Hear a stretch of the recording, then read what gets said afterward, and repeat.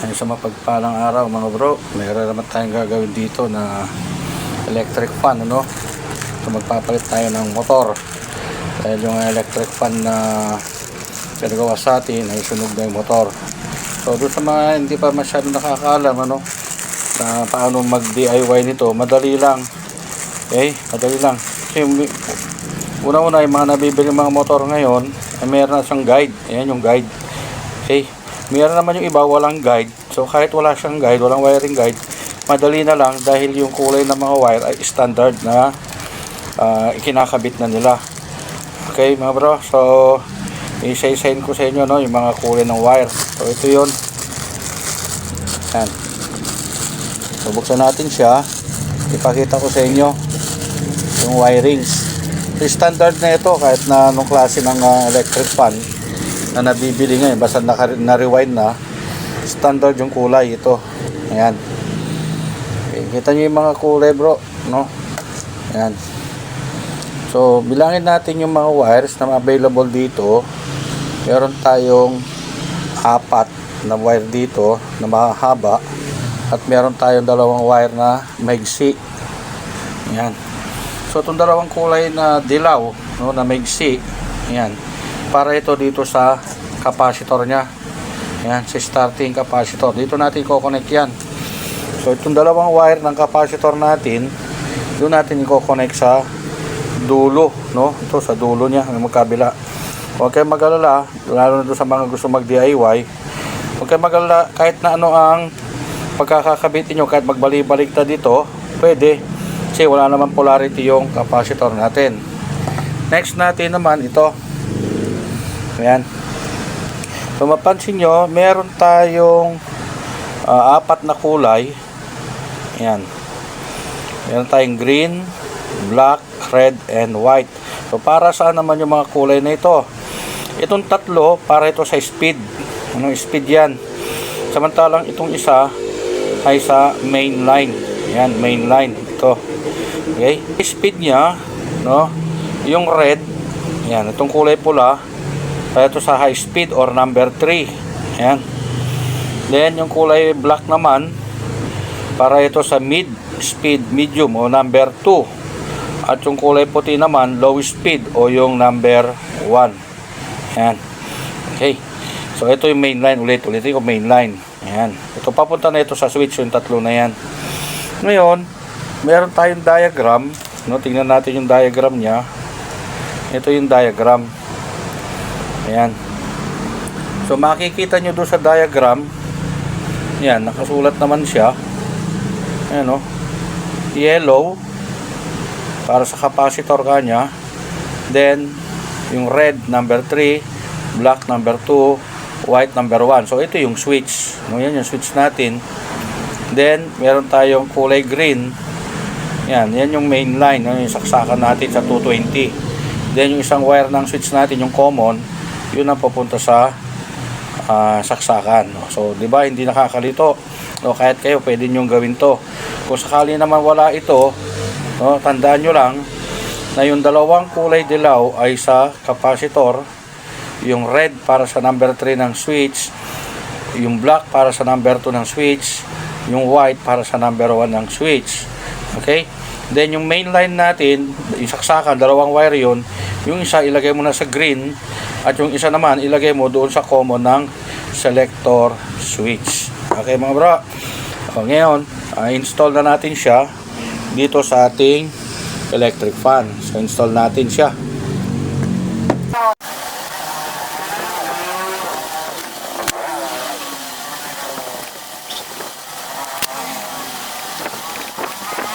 Okay. So ngayon na-install na natin yung motor, ano? Ayan, install na natin. Ngayon ganito, bro, ano? Ito yung shaft niya. Ito mga bro, no, bago ko binuo, bago ko binuo ito, naglagay muna ako ng langis dito sa shaft. Ayan, nilagyan ko muna siya ng langis, no? Okay. Ngayon kung titingnan natin, no, paikutin natin siya. So maigpit, no? Maigpit siya, wala siyang free wheel. So ngayon ang technique dito mga bro, kasi nawala sa alignment yung bushing, pipitikin mo lang to ng screwdriver, no? Pipitikin mo lang siya para mag-align yung bushing. Parang ganito lang ang gagawin nyo, pitik lang ha. Yun, pitik lang. Then, ikutin nyo ulit to. Ayan, oh. Nakita nyo? Lumuwag siya, oh. Ayan. Ngayon, kung sa halimbawa, nararamdaman niyo na medyo mahigpit pa rin siya, pupukpukin mo lang na gano'n. Bagya lang, dahan-dahan. Ayan.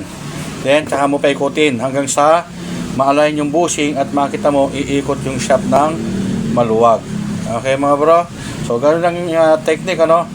Pag binuo ninyo, then, mahigpit yung shaft natin, kuha ka lang ng itong handle ng screwdriver, pipitik mo lang to dito sa itaas, ganyan, pababa, pipitik mo lang na ganon. Pag lumuwag na, okay, ibig sabihin alignment na yan. Okay, so susunod naman natin ngayon, kabit natin dito, ano, yung lugar ng switch to. So ito yung switch nya, ayan, iba yung switch nya, rotary, no? Rotary yung switch. Okay. Okay, mga bro. So, ngayon naman, gagawin na natin. So, naikabit na natin dito yung, yan, no? Yan yung capacitor.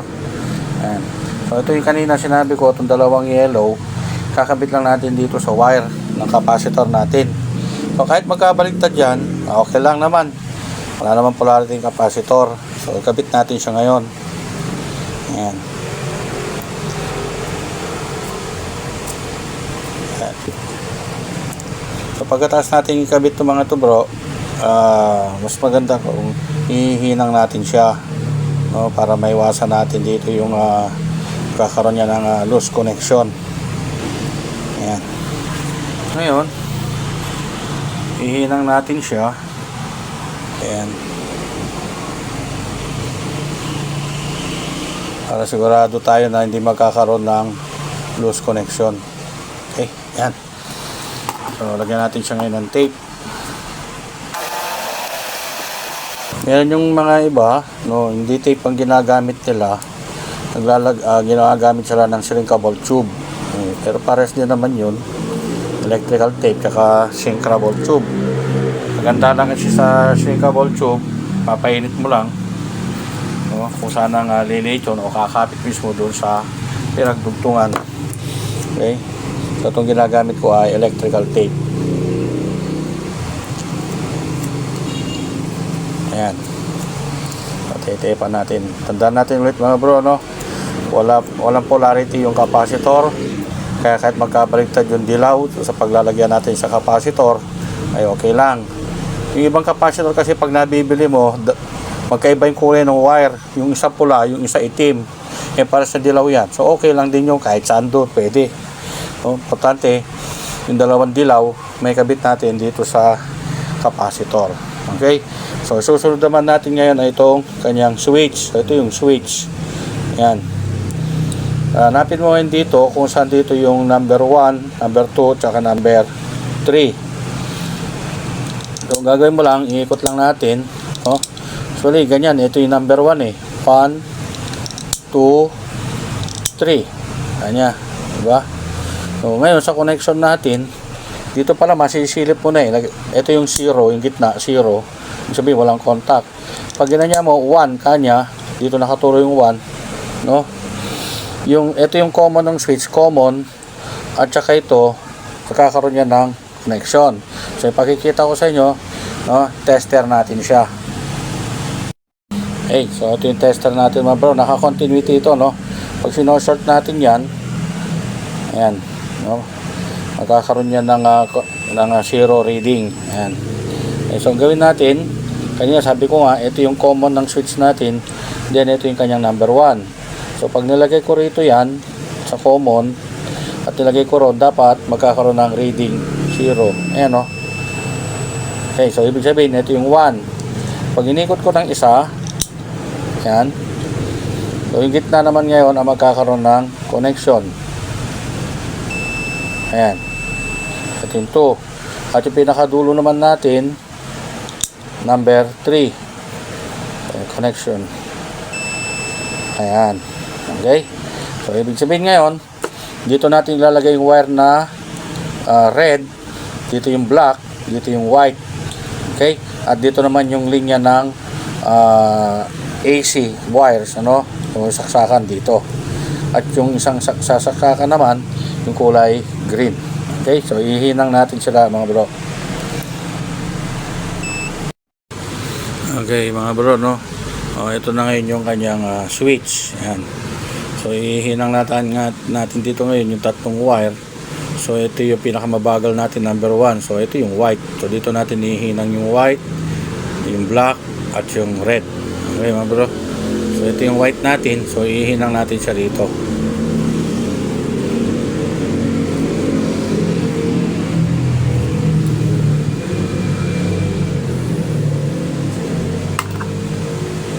Okay, so yun yung white. So sunod natin dyan is yung black natin. Yung black kasi is number 2. Ayan.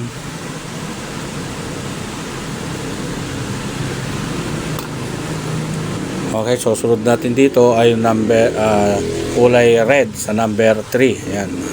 Ito na yung kanyang high speed, no? Sabihin yung pinakamabilis na ikot. Ayan. Ayan. Ngayon kapag naikabit na natin ito mga bro, pwede na natin siyang i-tornilyo doon, no? Kasi ito naman yung sa AC. Ayun, ito yung wire ng AC natin. Ito. Idudugtong natin ngayon dito. So mapansin nyo itong AC, yun na naman. Meron naman tayong dalawang kulay, no? Ayan. Ayan nyo na yung kulay kung anong ilalagay natin doon sa switch. Kasi nga AC yan doon sa saksakan.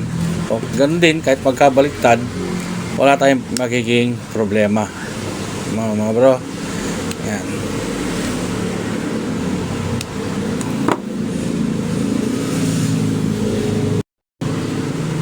So ihinang natin yan dito, no, yung isang wire ng AC dito sa common ng switch. Ito yung selector nya, ito yung common. So ito ngayon, kahit black or itong white, ang hinang mo rito, tulad sabi ko kanina mga bro, wala naman polarity yan, okay lang kung black ang ilagay mo.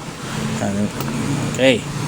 Ngayon yung natitirang black, ito natitirang black na nakikita nyo, yun ang ilalagay natin dito sa kulay green.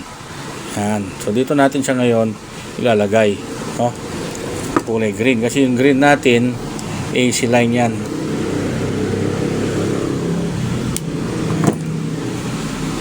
So ilagay lang natin dito. Twist lang natin siya. Tsaka natin ihinang.